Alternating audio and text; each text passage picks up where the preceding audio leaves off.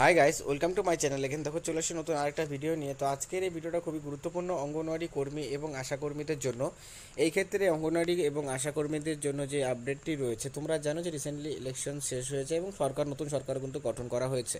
এবং তোমরা এই বিষয়টা অবশ্যই লক্ষ্য করেছো যে ভোটের আগে যে বাজেট পেশ করা হয়েছিল, ঠিক আছে, সেই বাজেটে কিন্তু আমরা দেখেছিলাম সেটা ইন্টেরিয়াম বাজেট ছিল। মানে ইন্টেরিয়াম বাজেট বলতে কি, প্রত্যেকটা লোকসভা ভোটের আগে যে বাজেটটা পেশ করা হয় সেটাকে ইন্টেরিয়াম বাজেট বলা হয়। কারণ ভোটে, মানে যে লোকসভা ভোট হয়, সেই লোকসভা ভোটে কোন পলিটিক্যাল পার্টি জিতবে সেটা কিন্তু কোনো রকমভাবে আগের থেকে নিশ্চয়, মানে 100% শিওর বলা যায় না। যার জন্য কি হয়ে যায়, যে নিয়মটি রয়েছে সেই সংবিধানের নিয়ম অনুযায়ী যে এক বছর, মানে করো ইলেকশনের আগে একটা ইন্টেরিয়াম বাজেট পেশ করা হয়। সেই পার্টিকুলার যত পর্যন্ত না নতুন সরকার গঠন করা হচ্ছে তত পর্যন্ত সেই বাজেটে অনুযায়ী কিন্তু কাজটা করানো হয়।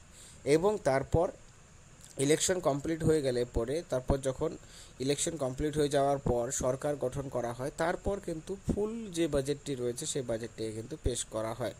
তো সেক্ষেত্রে আমরা রিসেন্টলি দেখেছি যে লোকসভা ভোট এর আগে ইন্টেরিয়াম বাজেট পেশ করা হয়েছিল এবং লোকসভা ভোটের পর সরকার গঠনও করা হয়ে গেছে। এবং এই যে বাজেট নতুন করে কিন্তু আবারও পেশ করা হবে এবং এই বাজেট কিন্তু 3 বছরের জন্য, মানে তোমাদের 4 বছরের জন্য হবে। কারণ 4 বছরের জন্য পার্টিকুলারলি নয়, বাট পার্টিকুলারলি বাকি যে সময়টা নেক্সট যে লোকসভা ভোট রয়েছে সেই সময় পর্যন্ত কিন্তু আমরা জানি যে বাজেট প্রত্যেক বছর বছর করে কিন্তু সেখানে আমাদের জানি যে এগুলো করা হয়। তো সেক্ষেত্রে এই যে বাজেটটি রয়েছে, লোকসভা ভোটের পর যে বাজেটটি রয়েছে, এখানে কিন্তু বিরাট বড় বড় চমক কিন্তু আসতে চলেছে। আমরা দেখেছি যে অঙ্গনওয়াড়ি আশাকর্মীদেরকে নিয়ে বিভিন্ন রকমভাবে করে পার্লামেন্টে যে ইন্টেরিয়াম বাজেট, সেই বাজেটের পর কিন্তু যে এমপিরা রয়েছেন তারা কিন্তু কথা উঠিয়েছেন যে অঙ্গনওয়াড়ি কর্মীদের প্রত্যেকটা রাজ্যে আলাদা আলাদা করে বেতন, যেহেতু কর্মীদের দিয়ে কাজ প্রচণ্ড করানো হচ্ছে এবং কাজের চাপ বেড়েই চলেছে, কিন্তু বেতন কোনো রকমভাবে বৃদ্ধি করা হচ্ছে না। তো এ নিয়ে একটা ক্ষোভ অবশ্যই রয়েছে এবং বিভিন্ন এমপিসরা তারা কিন্তু পার্লামেন্টে এই বিষয়টা নিয়ে কথা উঠিয়েছেন। তো সেই ক্ষেত্রে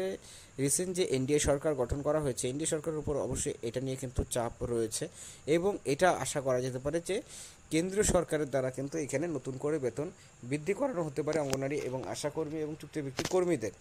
এবং এই যে বেতনটা বৃদ্ধি করার কথা বলা হচ্ছে, এখানে বেতনটা কিন্তু বৃদ্ধি হওয়ার পিছনে রিজন কতগুলো রয়েছে সেগুলো আমরা তোমাদের সাথে তুলে ধরার চেষ্টা করবো। কারণ 1 নম্বর পয়েন্ট হচ্ছে যে নতুন শিক্ষানীতি। তোমরা জানো যে ইলেকশনের আগে কিন্তু 2020 সালেই কিন্তু নতুন শিক্ষানীতি নিয়ে কিন্তু যে প্রেজেন্টলি যে এনডিএ সরকার রয়েছে তারা কিন্তু এটা চালু করেছেন। এই নতুন শিক্ষানীতি অনুযায়ী যে বলা হয়েছিল যে প্রত্যেকটা অঙ্গনওয়াড়ি কেন্দ্রগুলোকে আপডেট করা হবে এবং প্রি প্রাইমারিতে পরিবর্তন করা হবে। তো সেই ক্ষেত্রে এই যে প্রি প্রাইমারিতে পরিবর্তন করা হবে, তো সেই ক্ষেত্রে কিন্তু কর্মীদের কাজের চাপ অটোমেটিক্যালি এখানেও বেড়ে যাচ্ছে। তো এই যে বিষয়গুলো, এগুলো চালু করতে গেলে পরে কিন্তু, এবং তারপর যে পোষণ টাকার অ্যাপসের জন্য যে কর্মীদের ইনসেন্টিভ দেওয়া হচ্ছে সেই ইনসেন্টিভটাও খুব কম। এবং এছাড়াও কর্মীদের বিভিন্ন রকম যে স্মার্টফোনের কথা বলা হয়েছিল 10,000 টাকা করে দেওয়া হবে, কিন্তু ফলস্বরূপভাবে আমরা দেখেছি যে তারা কিন্তু এখনও পর্যন্ত স্মার্টফোনের কোনো রকম টাকাই তারা পাননি। তো এইগুলো কিন্তু অবশ্যই একটা প্রেশার রয়েছে সরকারে। তো এইগুলো কিন্তু এই যে বাজেট রয়েছে সেই বাজেটে কিন্তু এগুলো ক্লিয়ারেন্স পাওয়া যেতে পারে বা এগুলো নিয়ে কিন্তু ঘোষণা করা হতে পারে। আর এখানে যেটা জানা যাচ্ছে যে অঙ্গনওয়াড়ি কর্মীদেরকে নিয়ে কিন্তু একটা বড়সড় ঘোষণা এবার কিন্তু কেন্দ্র সরকার করতে চলেছে। কারণ লাস্ট 2018-তে এ নিয়ে কিন্তু কর্মীদেরকে নিয়ে তারা কিন্তু ঘোষণা করেছিলেন।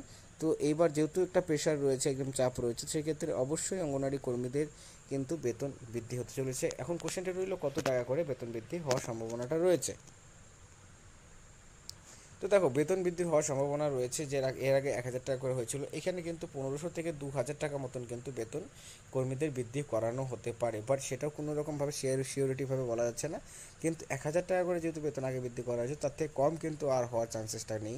সেক্ষেত্রে 1,000 টাকা বেশি কিন্তু কর্মীদের বেতন বৃদ্ধি করানো হবে। এক্ষেত্রে দেখা রয়েছে যে এই শুধুমাত্র বেতন বৃদ্ধি করানো হয় নাকি এছাড়াও আরও যে অনেকগুলো ডিমান্ড যে কর্মীরা রেখেছেন বিভিন্ন রকমভাবে করে, কোনগুলো তারা ফুলফিল করেন, সেই বিষয়গুলোর উপরও কিন্তু আমাদের অবশ্যই নজর থাকবে। এবং সেই ক্ষেত্রে কর্মীদের বেতনটা বৃদ্ধি অবশ্যই দরকার। এবং এই ক্ষেত্রে কেন্দ্র সরকার কী ভাবছে এই বিষয়টাও খুব গুরুত্বপূর্ণ। কারণ আমরা এর আগেও জানিয়েছিলাম যে পে কমিশনের আন্ডারে আনা হতে পারে অঙ্গনওয়াড়ি ডিপার্টমেন্টটাকে। কারণ বিহারে এ নিয়ে আপডেট উঠেছিল, যেটা নিউজ পেপারের মধ্যে এসেছিলো, যেটা তোমাদের সাথে আমি এই ব্যাপারটা নিয়ে কিন্তু আগেও ডিসকাস করেছি। তো সেই ক্ষেত্রে এটা একটা গুরুত্বপূর্ণ।